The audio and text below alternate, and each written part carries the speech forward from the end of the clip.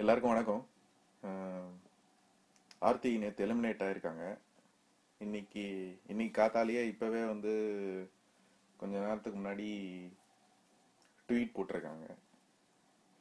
அஹ் இவங்கெல்லாம் எந்த ஜென்மத்தில் சேர்த்துக்கிறதுனே தெரியலன்னு தான் எனக்கு தோணுது.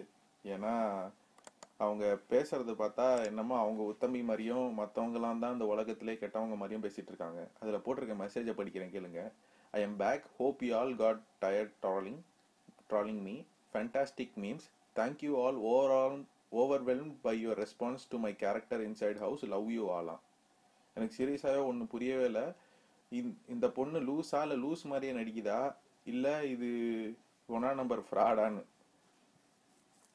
எனக்கு தெரிஞ்சு இது ஒன்னா நம்பர் ஃப்ராடுன்னு தான் எனக்கு தோணுது. ஏன்னா இது எலிமினேட் ஆகிற வரைக்கும் பயங்கரமா திமிரு கட்டிக்கிட்டு இருந்தது. எலிமினேட் ஆனதுக்கு அப்புறம் அப்படியே பம்மிக்கிட்டு இருந்துச்சு. இப்ப இதுல நடுவுல இந்த நாமினேட் ஆனதுக்கு அப்புறம் தலை பேரு, நம்ம அஜித் சார் பேரை வச்சு ஓட்டு வாங்க ட்ரை பண்ணுச்சு. மக்கள் நிஜமான அஜித் சார் ஃபேன்ஸ் என்ன பண்ணுவாங்க? நல்லதுக்கு தான் சப்போர்ட் பண்ணுவாங்க. அதே மாதிரி இது நல்லது இல்லைன்னு தெரிஞ்சு இதை வெளியே அமுத்திட்டாங்க ஓட்டு போடாம. இப்போ என்னமோ தான் உத்தமி மாதிரியும் மற்றவங்க எல்லாம் தான் உலகத்திலே கெட்டவங்க மாதிரியும் பேசிக்கிட்டு இருக்கிறது தான் எனக்கு கொஞ்சம் கடுப்பா இருக்கு. இதோட எச்சத்தனத்தோட அளவு எந்த லெவலுக்கு இருக்குன்னா,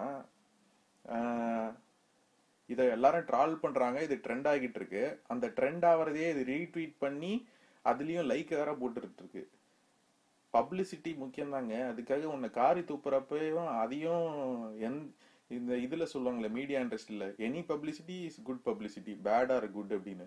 இவ்வளவு கேவலமா போக முடியும்? என்னமோ நான் ஹானஸ்ட் உண்மையா இருக்கேன் அப்படின்னு பேசிட்டு இருந்த ஆளு, நான் தான் எல்லாருமே ஃபேக்கு, நான் மட்டும்தான் உண்மையா இருக்கேன், நான் மட்டும்தான் உண்மையா இருக்கேன் அப்படின்னு சொல்றதெல்லாம் இதுதான் உண்மையா இருக்கிறதா? இதுல ரெண்டாவது ட்வீட் வேற, I would rather be honest than be இம்ப்ரெசிவா. ஆமா, நீங்க என்ன இம்ப்ரெசிவா அப்படியா கிழிச்சிட்டீங்க?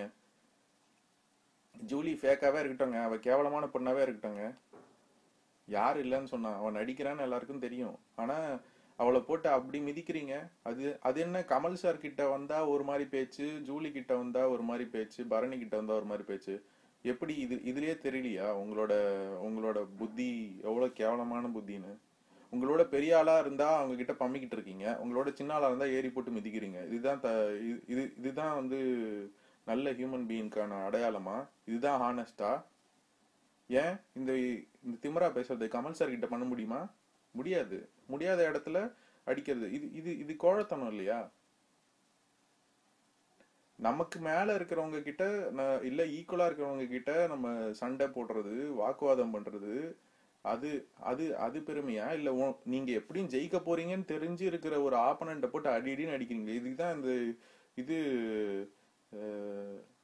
ஒரு பழமொழி இருக்கு, செத்த பாம்பு அடிச்சுக்கிட்டே இருக்காதீங்கன்னு. ஜூலியும் பரணியும் உங்களுக்கு உங்க ரிலேட்டிவ்லி உங்களை விட பாப்புலாரிட்டியில குறைவுதான். நீங்க சொல்ற so called popularity, celebrity status, யாருமே உங்களை செலிபிரிட்டின்னு சொல்ல, நீங்களே தான் சொல்லிக்கிட்டு தெரியுறீங்க. அவங்கள போட்டு மிதின்னு மிதிக்கிறது, இதெல்லாம் என்ன என்ன ஹேபிட்? எனக்கு புரியவே மாட்டேங்குது. ரொம்ப ரொம்ப கீழ்த்தரமா இருக்கு இதெல்லாம். ஒரு மனசாட்சி உள்ளவன் இதெல்லாம் பண்ண மாட்டாங்க. அதே மாதிரி ஓவியாவையும் போட்டு டார்கெட் பண்ணிக்கிட்டு இருக்கீங்க. பரணியை அவ்வளோ கேரக்டர் அசசினேட் பண்ணப்ப எந்த எந்த சப்போர்ட்டும் கொடுக்கல. இப்போ ட்வீட்ஸ்ல மட்டும் இல்லையே நான் பண்ணனே, இல்லையே நான் அவங்களுக்கு எதிர்க்கலையே, இவங்க எதிர்க்கலையே அப்படின்னு சொல்லிட்டு இப்போ இப்போ உங்களுக்கு சிம்பிளா சொல்லணும்னா உங்களுக்கு பயம் வந்துருச்சு. மக்கள் ஒதுக்கிடுவாங்கன்னு பயம் வந்துருச்சு. மக்கள் எப்பவுமே நேர்மையா இருக்கிறவங்களுக்கு தான் ஓட்டு போடுவாங்க. பாத்தீங்களா ஓவியாக்கு வந்த சப்போர்ட்ட? ஓவியா மாதிரி இருக்க ட்ரை பண்ணுங்க. அப்படி இருக்க முடியலையா வாயை பொத்திக்கிட்டாவது இருக்கணும். வாயை வச்சுட்டு தான் கெட்டு போனதே, நீங்க வெளியே போனதே உங்க வாயால தான். அதுவும் இல்லாம அரகண்டா பரணி கிட்டயும் ஜூலி கிட்டயும் பிஹேவ் பண்ணீங்க. அவங்க எவ்வளவு கேவலமா வேணா இருக்கட்டும், ஜூலி, பரணி நல்லவன் தானே, பரணி ஏன் சப்போர்ட் பண்ணல? இவ்வளோ அழுக்க உங்களுக்குள்ள வச்சுக்கிட்டு வெளியில இருக்கிறவங்க எல்லாம் நீங்க என்னமோ உத்தவ மாதிரி பேசிக்கிட்டு இருக்கீங்க. நான் இவங்களுக்கு ட்ரால் பண்ண, இவங்க போட்ட மெசேஜுக்கு ட்ரால் பண்ண அந்த நம்ம நண்பர்களோட ட்வீட்ஸையும் இதுல பதிவு பண்றேன், பாருங்க. நீங்களே எல்லாரும் பார்த்து தெரிஞ்சுக்கோங்க. இந்த மாதிரி ஆளுங்களை எல்லாம் என்கரேஜா பண்ணக்கூடாது. இப்போ நடிச்சுக்கிட்டு இருக்காங்க சீரியஸா. வெளியில இப்போ சான்ஸ் கிடைக்காதோ, மக்கள் வெறுத்துருவாங்களோ அப்படின்ட்டு. இதுல எப்படின்னா, கடைசியா சொல்றது என்னன்னா, ஆர்த்தி கீழே வந்தாலும் மீசையில மண் ஒட்டலைன்ற மாதிரியே இருக்காங்க. இதெல்லாம் கொஞ்சம் காமெடியா தான் இருக்கு. அவங்களுக்கே சிரிப்பு வரும்னு நினைக்கிறேன். அவங்க வீட்ல பண்ண காமெடி இல்ல அவங்க கெரியர்ல பண்ண காமெடியை விட இந்த காமெடி சூப்பரா இருக்கு. நன்றி.